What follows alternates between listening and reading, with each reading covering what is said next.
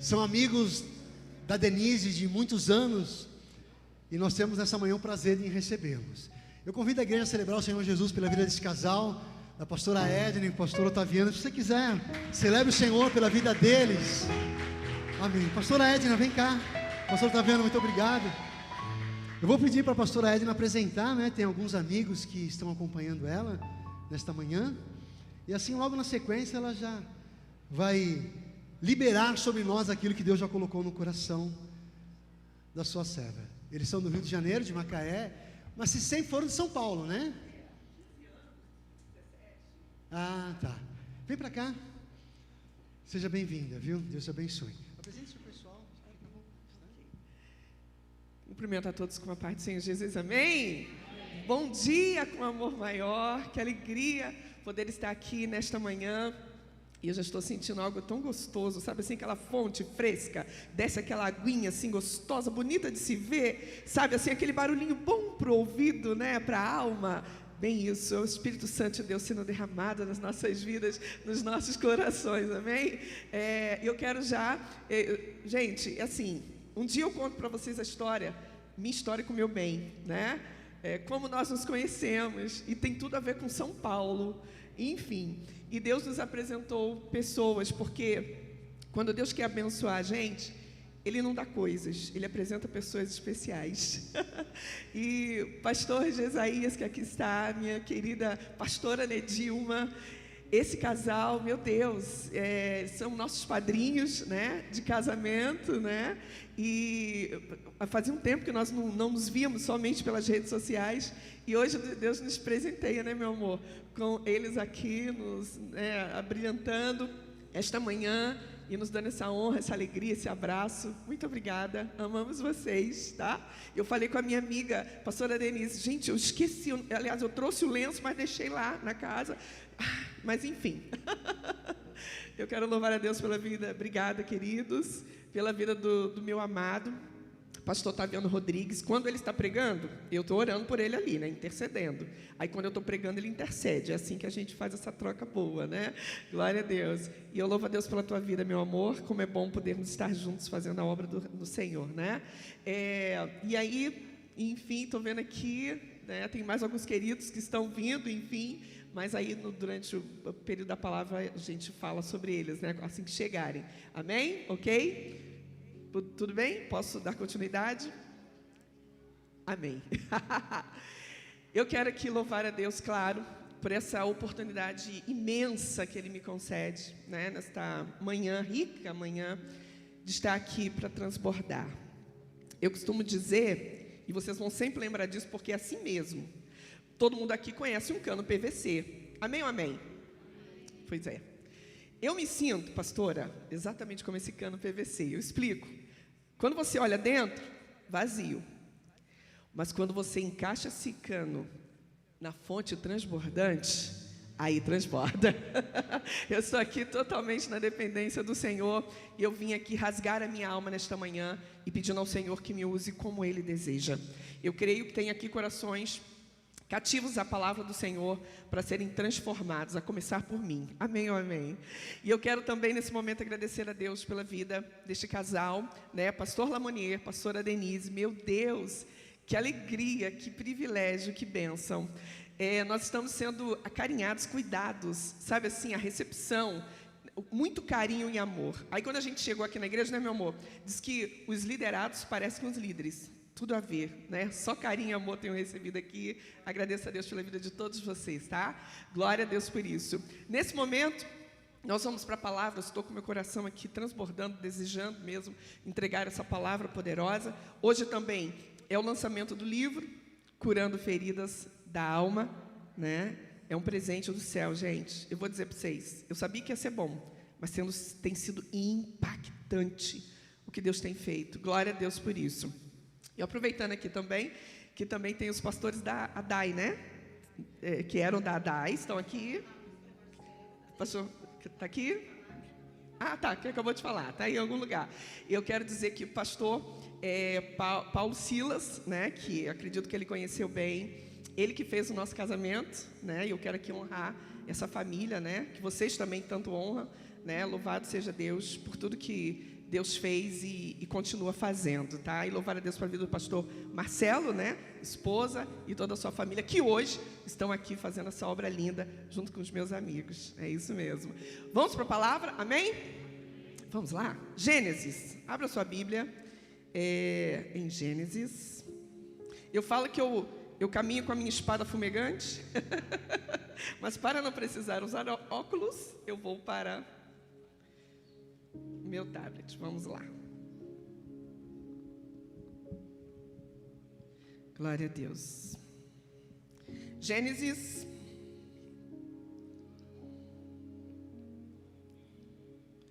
Aleluia. 50. Gênesis 50, versículo 19. A partir. Glória a Deus.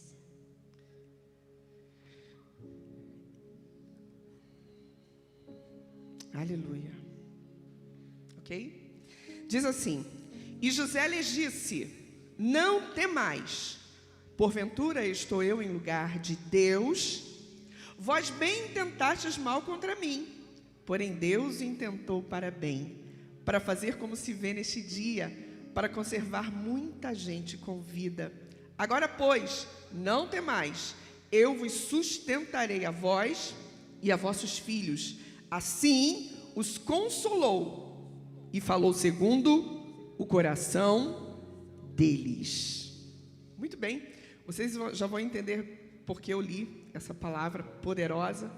Mas antes de entrar na palavra, eu falo um pouquinho sobre a minha história e por que surgiu Curando Feridas na Alma, esse livro que eu tenho dito, né, que tem sido um presente de Deus. Vamos lá. Eu nasci num lar evangélico, eu tive a alegria, né, de nascer num lar evangélico e cresci, crianças, adolescentes, jovens, enfim, fui crescendo. E os meus pais, missionária de Leusa, pastor Luiz Araújo, eles eram missionários. E eles iam, meu Deus, Thaís, você tá aí, Thaís? Gente, perdão, emoção, tá? I love you. Thaís, gente, faz assim, amiga, para tudo. Essa moça é uma bênção na minha família. Carinho, tá? Pela tua vida e gratidão. Meu Deus. Lenço. Vamos lá.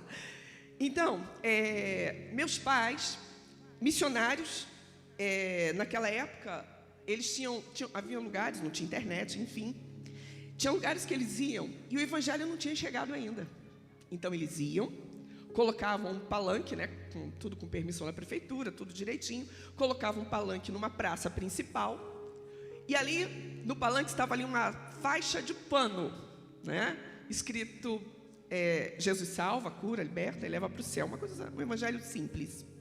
E eles ali pregando, e eu fui vivenciando muitos milagres. Eu me lembro, pastora Denise, de uma menininha de 6 anos, como eu também tinha 6 anos naquela época. Eu me lembro que ela subiu, colocaram ela no altar, estavam todos lá, caravana. Aí o pai dela, bem arrumado, bem quisto, sobe também. E o meu pai, eu estava tentando entender o que estava acontecendo. Meu pai ora por ela, todos ali oraram por ela. E no final, meu pai põe um microfone na boquinha dela e diz, olhando para ela, ele disse, fala Jesus. Aí ela, ainda com uma dificuldade, disse, vocês vão entender. Aquela menina era surda, portanto muda. E naquele momento ela havia acabado de ser curada. Aquele pai rolava no chão de alegria, contrito ali com o que havia acabado de acontecer. Então, assim, só para vocês entenderem como eu fui criada. Eu fui criada nesse ambiente de milagres. Sabe assim, campanhas onde tinham ali muitas pessoas e de repente no final, quando eu fazia oração para expulsar demônios, né, pessoas aprisionadas por espíritos malignos, e ao orar, assim, cerca de 15, 20, 30 pessoas ao mesmo tempo, né, eram libertas ali naquele momento. Então, assim, eu vi tudo isso. Mas eu também vi um dia, quando uma pessoa, usada pelo demônio, disse para o meu pai, vou te pegar na esquina. Papai, muito cristão, de fato, subia monte, descia, e quando ele descia, o poder de Deus sobre ele era tão grande que as pessoas que ficavam possessas e eram libertas, era algo assim muito forte. eu acho que ele não deu tanto interesse para aquela palavra. E o tempo passou e, de fato, faltou vigilância. E ele leva uma rasteira espiritual. Foi algo, assim, terrível que aconteceu, né, naquele momento. E começou, então, o nosso sofrimento. Aquele pai presente, aquele homem de Deus, aquele homem cheio do poder de Deus, que Deus usava tremendamente, agora estava caído espiritualmente e longe da nossa casa. Foi difícil demais passar todo aquele período sem papai na nossa casa. Mamãe, naquela época, não tinha essa palavra depressão, mas ela ficou depressiva. Foi muito difícil, né? Só que tem um detalhe. Ela começou a dirigir o círculo de oração. Mamãe ficou durante 10 anos dirigindo círculo de oração. E eu me lembro que toda segunda de manhã, ela pegava eu, meus 3 irmãos, e nós íamos para o círculo de oração. E ela estava lá, e nós estávamos lá ainda pequenos, mas muito pequenos, mas assim, ouvindo testemunhos, sabe, alicerçando a nossa fé. E quantas campanhas nós fizemos por papai? Quantas campanhas fizemos pela vida dele? Meu Deus, foram inúmeras. E ela ali, vamos orar por ele. E Deus dando livramentos, grandes livramentos para a vida dele. Até que o tempo foi passando, e se quiser um tangedor, se for possível, tá? Agradeço. O tangedor vai tangendo e a palavra vai descendo. Amém? Obrigada. Ô, tangedora, coisa linda. Deus te abençoe. Deus te use. Deus te use. Coisa boa, né, gente? Tão bom. O evangelho é assim, a gente faz um ajudando o outro. Coisa linda. E aí, o tempo foi passando e, de fato, gente, não foi fácil. Hoje a gente fala assim, foram muitas dores, muitos machucados, muitas mágoas, muita coisa causada. Mas, como eu disse, mamãe sempre disse, vamos orar. E orávamos sem cessar pela vida de papai. E ele vivendo grandes livramentos.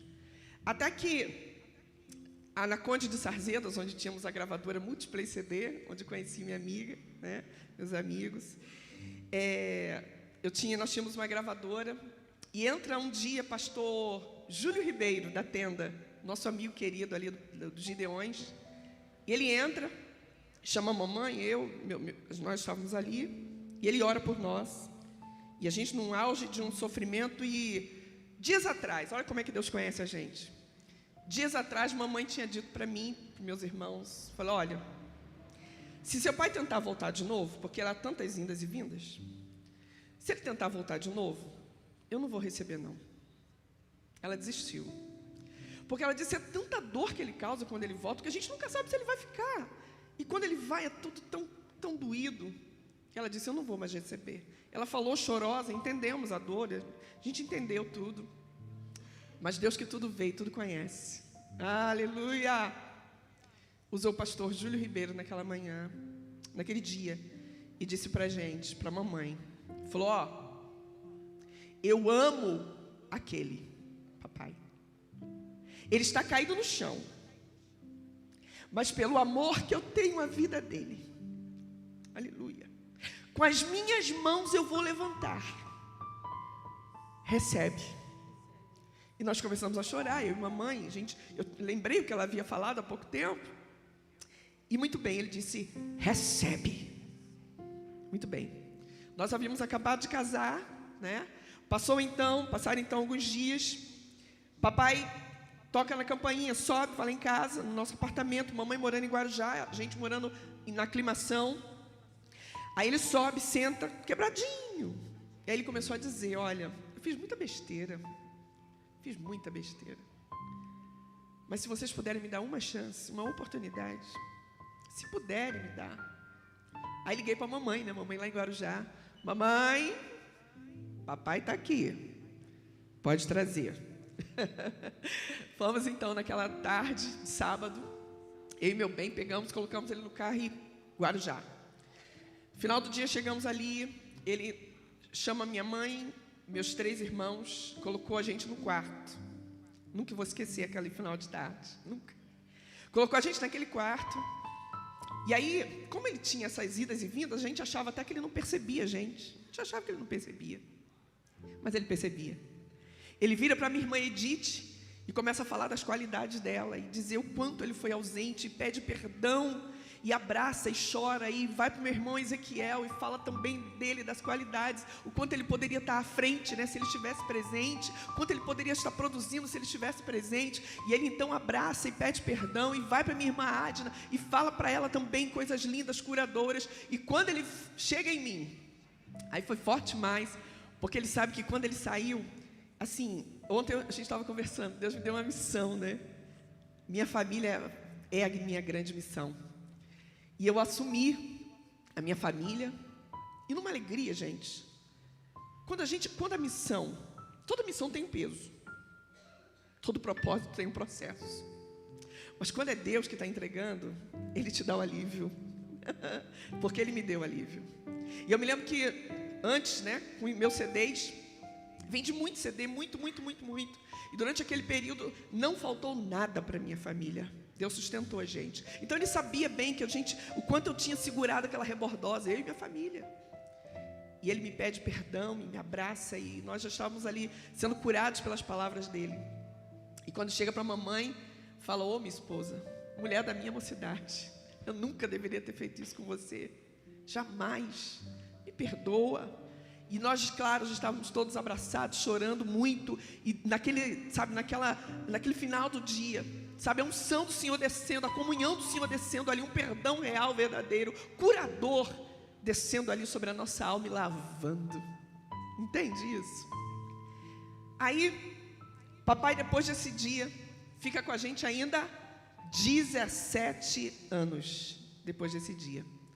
No dia 1º de janeiro de 2018, nós fomos na Serra, morando em Macaé, fomos na Serra com os nossos amigos de longas datas, da época da caravana, quando eram missionários, pessoas que conheciam bem a nossa história. Nós fomos até a Serra, na casa de uma irmã que a gente nunca tinha ido, primeira vez, ela não nos conhecia. Aí estava todo mundo sentado, fizemos um culto. Papai estava assim na porta, com o bracinho cruzado, assim, do jeitinho dele, quietinho, assim. Aí teve uma hora que marcou, porque ela disse assim: Senhor. Aí todo mundo olhou para ele. O Senhor, ele fez assim: Deus está me dizendo que o Senhor é um príncipe. Aí nós começamos a chorar, porque era a honra do Senhor sobre a vida dele. Deus está me dizendo que o Senhor é um príncipe. E o Senhor estava honrando naquele momento. Terminou o culto, eu fui a última, ela me abraçou e disse: prepara o coração, Deus vai abraçar teu pai.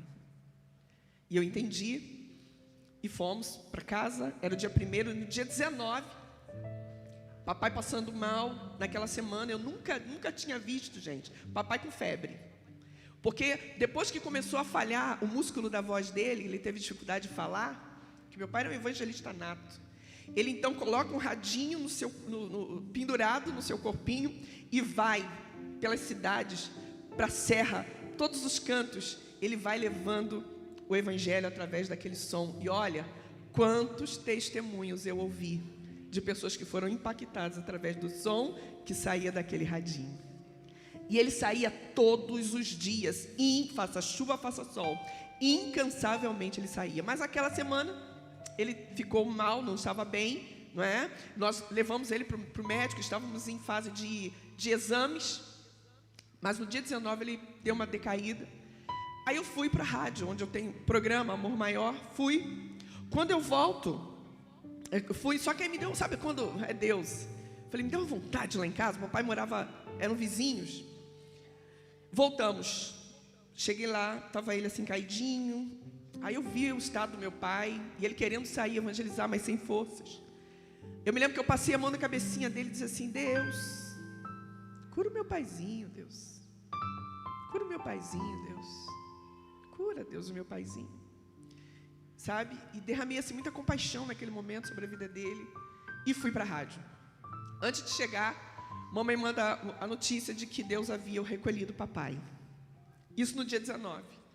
No dia 20 de manhã, estávamos no memorial, né? Muitos amigos ali, Thaís inclusive, nunca esqueço, carinho.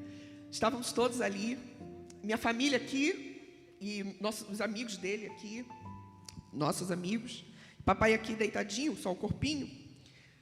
E aí, quando o pastor Jarmuth Jordão, meu pastor na época, quando ele passa para mim a palavra, foi no ímpeto, eu não esperava, mas assim, no ímpeto, eu levantei a minha mão, acho que ninguém esperava, nem eu. Eu disse para minha família: vencemos. Vencemos.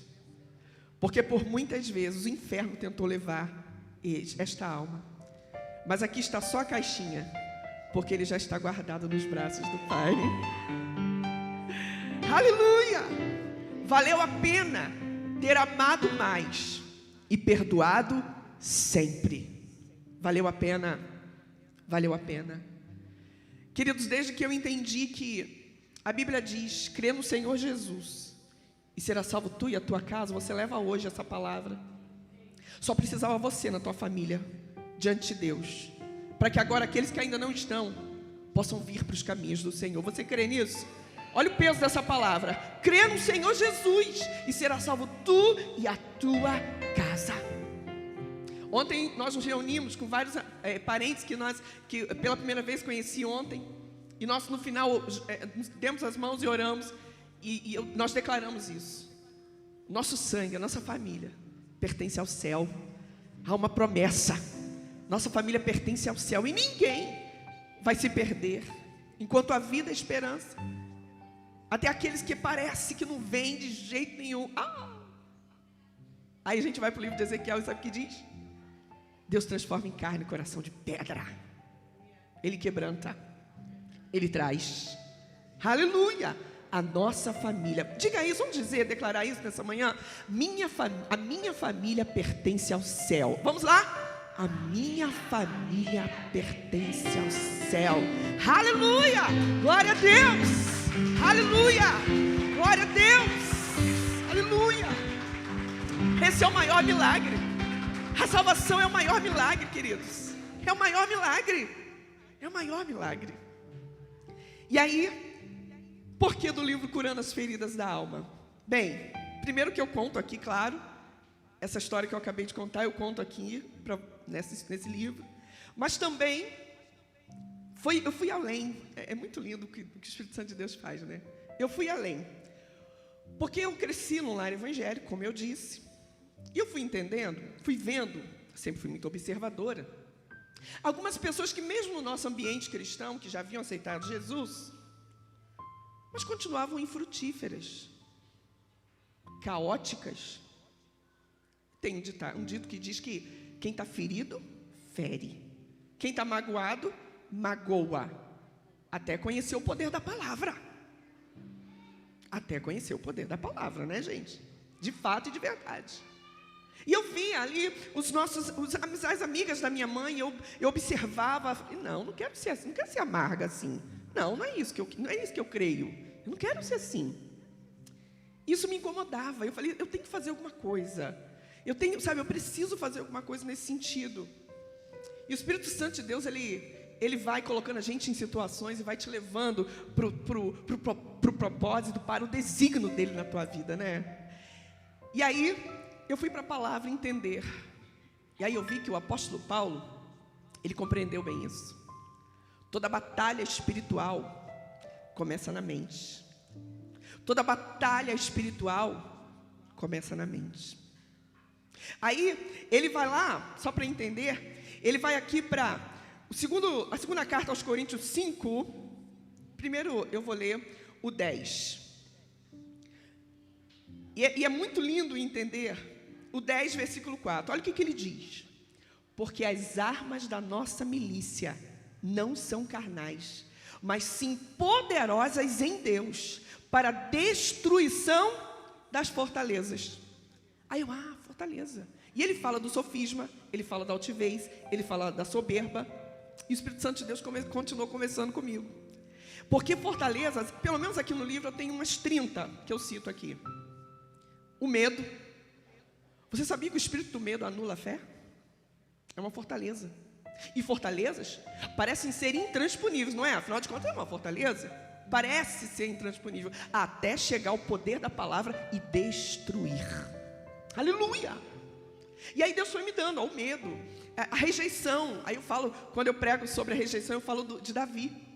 Se Davi, desse crédito para a rejeição que ele sofreu, não seria o grande rei? Quantas pessoas no lugar dele, teriam impedido que a obra de Deus na vida, Mas ele venceu tudo isso e deixou o nome na história. Enfim, se eu fosse falar, eu falo sobre vícios hereditários, família sendo destruída por vícios hereditários. O bisavô na bebida, o avô, na bebida, o pai e agora o filho. Que isso? Tenho conhecido famílias assim, mas aí até chegar ao poder da palavra e quebrar a maldição. Aleluia! Quebrar a fortaleza. Entende isso? E são tantas, como a comparação, que é uma fortaleza do mundo atual, como o pastor Marcelo disse. Foi o pastor Marcelo, das comparações, Pessoas querendo mostrar o que não tem, ou então você pega o celular e começa a olhar, mas fulana tem, eu não tenho, por quê?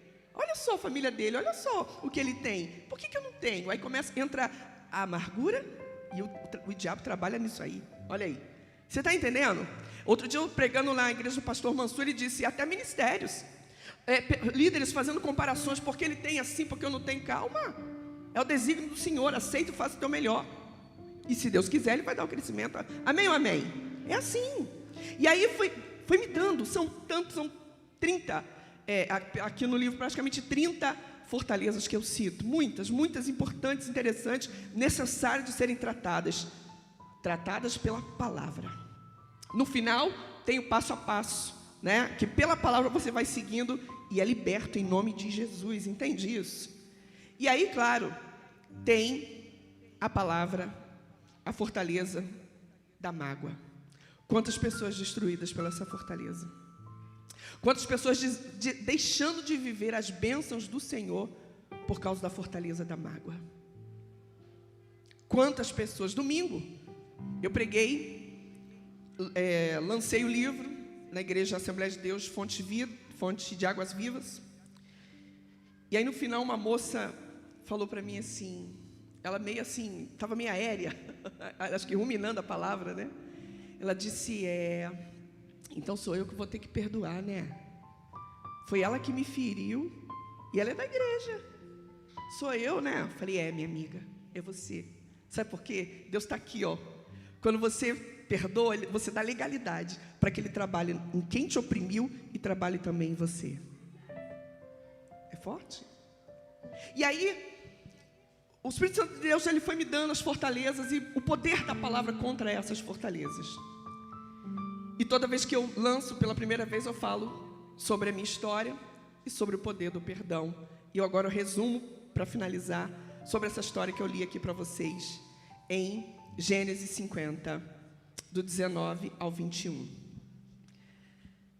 Eu poderia falar sobre o poder do perdão do próprio Cristo, que morreu a nossa morte para nos dar vida e vida em abundância, não é?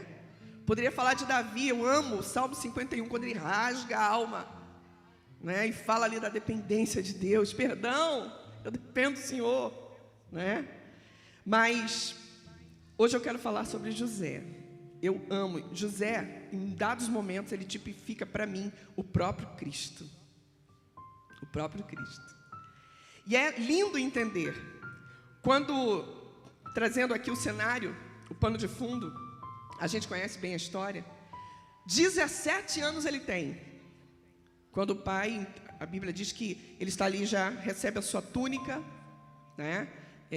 ele tinha ali a administração da família, apesar de não ser o primogênito, mas estava sobre ele uma grande responsabilidade, administrar, enfim, as finanças, tudo ali para o seu pai, confiança do seu pai, um homem de confiança do seu pai, um filho de confiança, filho da sua amada Raquel, ou seja, Jacó, a gente conhece, amava Raquel, ele é filho, enfim.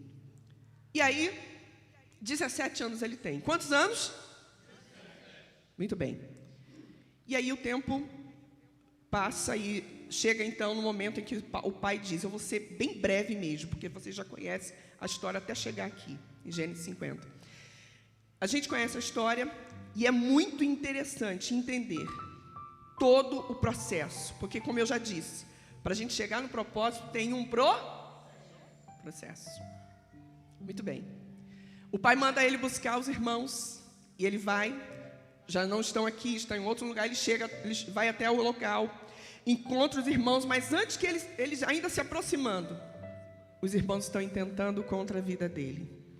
Porque José, até então a Bíblia mostra ele como o preferido do pai, né? Um responsável, um grande administrador, mas, além de tudo, ele tinha revelações, ele tinha sonhos, e ele contava os sonhos. E cada vez que ele fazia isso, a inveja, o ciúme dos irmãos acendia ainda mais. Olha aí a fortaleza, eu falo sobre ela, sobre a inveja e o ciúme, que tem que ser destruído em nome de Jesus. Não é? Quantas famílias sendo destruídas por causa da inveja, por causa do ciúme. Jesus, Deus guarda a nossa família. E aí, é interessante que quando ele vai se aproximando, então, os irmãos, intentando matá-lo, para encurtar, ele é jogado numa cova, túnica arrancada. Aí Judá vê uma caravana vindo e decide vendê-lo para aquela caravana como escravo. Olha a situação. E ele, sem entender nada, que é isso, meus irmãos, que vocês estão fazendo? É vendido. E aí ele vai parar no Egito, comprado por Potifar. Agora eu acho lindo isso. Gente, é importante entender isso aqui. Você está no processo, você está num cenário improvável, mas quando você tem Deus na vida, quando você entende o poder de Deus na sua vida, sabe, ele estava naquele lugar improvável, mas mesmo naquele lugar, ele mostrava e fazia o seu diferencial, porque a Bíblia diz que Potifar, as pessoas que observaram, Potifar inclusive, aonde ele colocava as mãos, prosperava. Repita, aonde ele colocava as mãos, prosperava. Olha aí, e diz que os olhos do Senhor estavam sobre José. Aleluia, no lugar improvável, no olho do furacão, mas os olhos do Senhor estavam sobre ele. Glória a Deus. Daí, a gente conhece a história, ele é tentado pela mulher de Potifar. Ela cria um cenário para tentar tomá-lo, e ele põe Deus na frente e foge. Só que aí, ele vai parar numa prisão. Chegando naquele lugar, de novo, depois você lê com calma, é lindo isso, entender isso. Você ser um diferencial aonde você colocar os teus pés. Você está na escola. Sabe, as professoras na creche, quando o berçário, sabe, quando fala assim, nossa, o seu filho é diferente, mas está sendo instruído, na escolinha, está sendo instruído, gente, educado, né? Coisa linda. E aí, você está na faculdade, e só Jesus para enfrentar hoje uma faculdade, principalmente, né? Enfim, mas você está ali fazendo o seu diferencial. E o Senhor, achei lindo a oração que o pastor fez. Não tem como a gente blindar ele lá, Deus, na sala de aula, no corredor, eu vou levar isso aqui, sabe, lá no pátio, mas a blindagem do Senhor chega até ele, porque ele está sendo, aleluia, alicerçado aqui, ó, na palavra, aleluia. E aí, aonde ele vai? Na prisão, inclusive, a Bíblia também diz que os olhos do Senhor estavam sobre ele. E aonde ele colocava as mãos, agora você que vai dizer, o que acontecia? Entendeu? Na prisão, pois é. Aí o carcereiro maior falou, deixa tudo na mão dele, preso, cuida de tudo. E José está ali dando o seu melhor. Dando o seu melhor. Mas eu imagino José naquele lugar inóspito, terrível, orando. Oh, Deus de Abraão, Deus de Isaac, Deus de meu pai, Jacó, oh, aleluia. Eu imagino a intimidade dele com Deus para suportar tudo aquilo que ele passava, é ou não é? E aí, naquele lugar, chega um momento então em que vem 2 presos, a gente conhece, os 2 presos, os 2 sonham. José, então, interpreta o sonho de um, e diz, 3 dias você vai voltar a servir a Faraó, copeiro. Aí o outro, eu também tive, conta o sonho, 3 dias, morto. Misericórdia. Bem, e quando então ele entrega para o copeiro que ele voltaria a servir Faraó, note que José fez um pedido. Fala de mim para Faraó.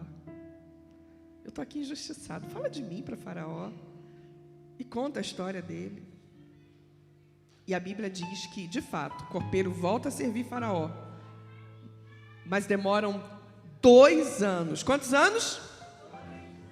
2 anos para que ele fosse lembrado. Aí Deus, Ele cria estratégias. E eu vou profetizar já. Levanta a tua mão. Deus vai criar estratégias. Aleluia. Deus vai criar estratégias para que você seja livre dessa injustiça. Eu não sei se mas você recebe em nome de Jesus. E você vai dar testemunho para a honra e glória do nome dEle. Aleluia! Glória a Deus. Queridos, então os 2 anos se passam até que Faraó sonha. Agora é a vez dele. Perturbado estava. Chama magos, adivinhos. Quem poderá interpretar esse sonho? Ninguém. Ele estava perturbado. Aí o copeiro lembra. José conta a história. Faraó manda chamar. Quando José, gente, isso aqui é lindo. Quando José chega diante de Faraó, eu imagino, estava lá os magos, os adivinhos, estava lá, enfim, os príncipes, todo mundo lá, toda a cúpula. Aí José chega, e aí ele, de novo, isso é lindo, ele coloca Deus na frente, gente. O segredo é colocar Deus na frente. O segredo é colocar Deus na frente. Ele coloca Deus na frente. Aleluia. Como é bom depender do Senhor. Aleluia. Eu também te amo, Jesus. Eu também te amo. Eu estou com você, minha irmã querida. E naquele momento, então que ele está ali, ele põe Deus na frente. Aí Faraó conta, conta, Faraó. Ele conta o sonho. Para encurtar, 7 anos de abundância e 7 anos de escassez. E aí quem tem o Espírito de Deus, eu imagino ele falando, descendo uma graça sobre ele falando ali, tomado pela unção do Espírito Santo de Deus, aquele ambiente invadido pela unção de Deus, aleluia, naquele ambiente, aleluia.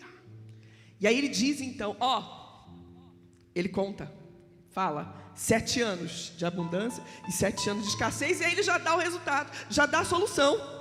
Porque tem Deus na vida, quem tem Deus na vida é assim, ele já dá a solução.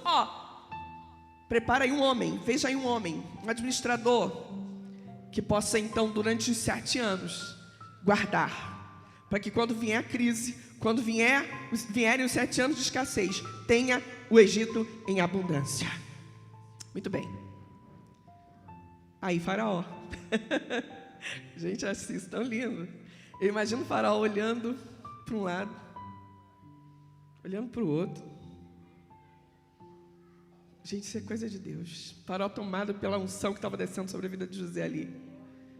Ele vira para José e diz assim: em quem? Pastor Lamonier, em quem que eu vou encontrar o Espírito de Deus? É você, José. É você, José. É você que vai ser esse homem. É você, José, que será esse homem. Aleluia. E naquele momento então, o faraó dá para ele aquele cordão de ouro, o anel da roupa de linho. Põe ele no carro, no segundo carro, e vão então caminhando, e as pessoas ali, se dobrando. Quantos anos? 30 anos. Quantos anos?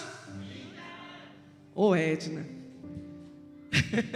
eu já estou há tantos dias, tantos meses, tantos anos. Calma. Deus está te preparando para você receber o que já está programado para Ele entregar nas tuas mãos. Aleluia! Aleluia! Aleluia! Ele vai entregar.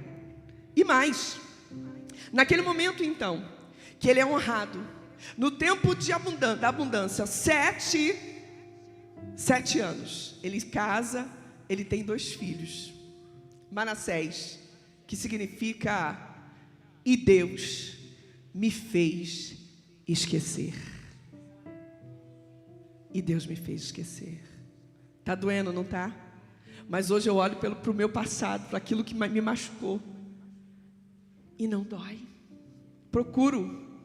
Acabou. Não dói, gente. Eu estou curada. Curada. Livre. Eu estou livre. E aí, naquele momento, então, ele tem o segundo filho, Efraim, que significa: isso aqui é forte. Na terra da minha aflição, Deus me fez prosperar. É nesse casamento. Não. Esse, você não vai precisar dele, sair dele. É na terra dessa aflição. Se você deixar a palavra entrar, o poder da palavra entrar, se você entender a palavra e praticar o que Deus está te entregando nesta manhã, é no lugar da aflição, é nesse casamento que Deus vai te fazer prosperar. Parece que morreu, mas Ele tem poder de ressuscitar. Ele tem o poder da ressurreição. Quantos creem nisso? Amém ou amém? Tornar tudo novo, tornar próspero. Pessoas querendo fugir do lugar. Calma. É neste lugar que Deus vai te prosperar. O tempo passa. 7 anos de escassez começam. Os 7 anos. Os irmãos então começam a ter necessidade, e eles então vêm comprar, porque souberam que no Egito tinha comida em abundância, porque José guardou, e a Bíblia diz que teve um momento que a matemática ficou limitada. A Bíblia diz isso. E aí ele não contava mais, só guardava, até que chegou a escassez. No Egito tinha para vender. Os irmãos vieram, eles se ajoelham. Eles não conheceram José. José então olha naquele momento para os seus irmãos. Gente, aqui Deus me ensinou algo muito poderoso, pastores. José poderia ter encerrado aquele quadro de separação naquele momento. E ela só falou: sou eu, já perdoei vocês, quero ver papai, quero abraçar papai, quero abraçar Benjamim, que era o irmão mais novo que tinha ficado. Mas não. Ele procrastina. José procrastinou. Porque ele fala: são espias. Não, meu senhor, e contam toda a história. Não somos espias. São espias, presos 3 dias. Fica o irmão, volta então para a terra. E agora para voltar tem que levar Benjamim, que ficou com o papai. E aí quando chega lá, pai, não vou, não, mais um filho não quero perder Benjamim, já perdi José. E passa-se o tempo, e eles estão ali, tendo alimentação, e o tempo vai passando, até que de novo começa a faltar, eles tinham que voltar no Egito. José se coloca na brecha: papai, eu levo, melhor, Judá se coloca na brecha, fala: papai, deixa comigo, eu levo Benjamim. E foram. E quando chegam ali, isso o tempo está passando, quando chegam ali, a Bíblia diz que por muitas vezes José chora, e chora, e chora. Mas quando vem Benjamim, ele manda: leva lá para minha casa. E eles ali sem entender nada, na casa de José. E eles estão ali no banquete. E a Bíblia diz, é muito forte, que José chora. E tem um momento que ele chora, que toda a casa de Faraó ouve. Tem algum psicólogo aqui? Que choro era aquele? De vingança? Afinal de contas, ele tinha todo o poder ali, poderia fazer o que quisesse. Por acaso era de vingança? De mágoa? Não. Era um choro da alma livre. Era um choro do perdão. Era um choro de amor. Aleluia! E ele então tira as indumentárias, manda todo mundo sair, os funcionários, tira as indumentárias, e a Bíblia diz que ele diz: eu sou José. Eu sou José, meus irmãos. E abraça e abraçados. Eles estão ali, naquele momento, naquela comunhão. E depois daquele momento, então, correndo aqui, vem papai, né? Vem papai, vem Jacó, e vem então Benjamim, e vem todos os irmãos, estão todos juntos, correndo. Eu estou correndo, eles não, eu estou correndo. Vem então todos, até que Faraó, isso aqui é lindo também, gente, atentar. Quando Jacó vai até Faraó, sabe o que Jacó faz? Jacó abençoa Faraó. Porque quem tem autoridade tem. Quem não tem, não tem. Mas quem tem autoridade tem. E aí Faraó dá a melhor terra, enfim, para eles. E eles começam ali a ser cuidados. Eles estão ali no Egito sendo cuidados. Muito bem. O tempo passa. Chegou a hora de Deus recolher Jacó. Ele abençoa os filhos, abençoa os netos e é recolhido. Aí vem aqui Gênesis 50. Quando o papai morre, os irmãos pensam, agora ele vai se vingar. Pastora Denise, eles não entenderam nada. Eles não entenderam o poder do perdão. José não era dominado pelaquela fortaleza. Acabou. Não era. Naquele momento, então, quando eles dizem isso, né? E tenta ali explicar, ó, papai falou para você não fazer nada com a gente, e tá, eles estão ali tentando. José chora. Como se dissesse, meus irmãos, vocês não entenderam nada, não? Eu vou continuar cuidando de vocês. Eu vou continuar cuidando de vocês. Vou continuar sustentando vocês. Eu vou continuar guardando. Aleluia. Eu vou continuar cuidando da minha família.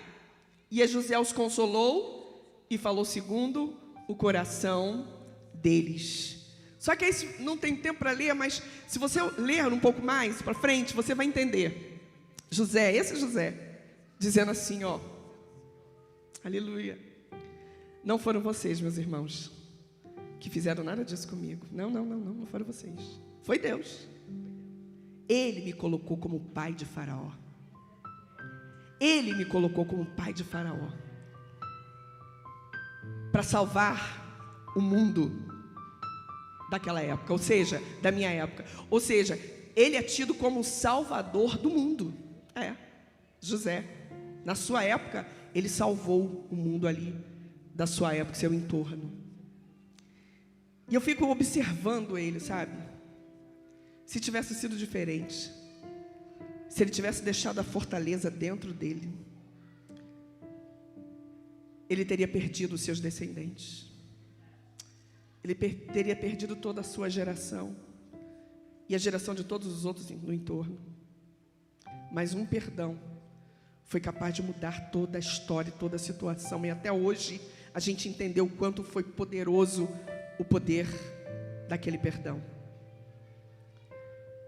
E é interessante que quando ele diz assim, por acaso estou eu em lugar de Deus? Pastor Jesaías, quando eu li isso aqui, veio uma mensagem muito poderosa e disse, existem pessoas se colocando no lugar de Deus. Porque quando você não perdoa, você diz, é ele que tem que vir, é ela que tem que vir. Você está se colocando no lugar de Deus. Porventura, estou eu em lugar de Deus? Olha aí. E essa palavra me faz entender o quanto nós podemos ser livres. O quanto nós podemos mudar a história. Porque aqui no livro tem a história de uma moça chamada Denancy. Um dia, só para entender, ela já tinha 2 filhos. E ela queria o tão sonhado casamento oficial com o marido. Para ir na feira, ela ia com chofé. Ela tinha tudo. Um dia a secretária dela entrega para ela um jornal. A secretária tremia. E quando ela pegou, que leu, estava lá, no Diário Oficial. Ele, por ser uma pessoa muito quista na cidade, estava lá. O casamento do marido dela com uma outra mulher. O chão saiu dos pés. Ela quase enlouqueceu. E ela nutriu uma mágoa terrível, porque depois daquele dia, ela busca o socorro na igreja, ela vai para a igreja com os filhos, ele vai lá e arranca os filhos dela. Foi a primeira noite que ela passa sem os filhos, ela disse que foi terrível tudo que ela viveu. E durante o período que ela conservou aquela mágoa, ela disse que ela não tinha nada. Ela não tinha dinheiro para comprar um chinelo, para nada. Ela tinha. Até que um dia, olha como é bom a gente ouvir a voz do Espírito Santo. Ela ouviu o Espírito Santo de Deus falar com ela: perdoa ele. Perdoa. Aí ele bate ela disse que estava adormecendo ainda, estava acordando ainda uma tarde. Ele bate lá no portão, porque ele foi levar algumas coisas para os filhos. E pela primeira vez ela diz: entra. E ele entrou, meio ressabiado. Ela disse: eu quero te dizer que eu te perdoo. E é de coração. Aquele homem chora. Eles têm aquele momento de comunhão. Ele continua casado. E ela agora, para vocês terem uma ideia, só no nosso bairro lá, depois daquele dia, tudo que estava preso, lembra que Deus prospera? Só no nosso bairro, Deus deu para ela 3 belas casas no nome dela. E hoje ela lá toda, uma amiga linda que eu tenho. Você está entendendo? Quantas bênçãos retidas, queridos, por falta de destruir esta fortaleza que está te consumindo. E as pessoas ficam batendo o pé, sabe, pastor Lamonier? É isso, é aquilo outro. Quanto vale a tua visão? Quanto vale a tua voz? Quanto vale? Queridos, quanto vale a tua família? Quanto vale a tua família? E a gente fazendo tempestade no copo d'água. Que Deus nos ajude. E o dia é hoje. Você não vai deixar para depois. Eu não sei qual fortaleza ainda está dentro de você, te impedindo de prosperar. Mas hoje é o dia em que você vai ser livre. E eu peço permissão para que todos se ponham de pé. E eu já quero louvar a Deus pelo meu padrinho também. Eu tô rica, gente, eu tô rica. Davis, né? Que alegria, que alegria. Daqui a pouco dou aquele abraço bom. Meu Deus! Gente, quanto presente! Jesus! O lenço, o lenço. Querida. Meu Deus.